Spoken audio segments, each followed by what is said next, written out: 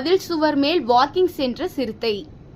பிரசித்தி பெற்ற பண்ணாரியம்மன் கோவில் ஈரோடு மாவட்டம் சத்தியமங்கலம் அடுத்த சத்தியமங்கலம் புலிகள் காப்பகம் வனப்பகுதி அருகே சத்தியமங்கலம் டு மைசூர் தேசிய நெடுஞ்சாலையில் அமைந்துள்ளது.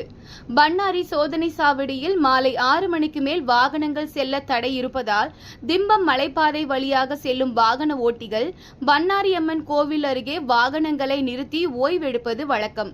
இந்நிலையில் சம்பவத்தன்று இரவு சத்தியமங்கலம் வனப்பகுதியில் இருந்து வெளியேறிய சிறுத்தை ஒன்று இக்கோயில் மதில் சுவர் மேல் நடந்து சென்றதை பார்த்த லாரி ஓட்டுநர் ஒருவர் தனது செல்போனில் வீடியோ எடுத்துள்ளார்.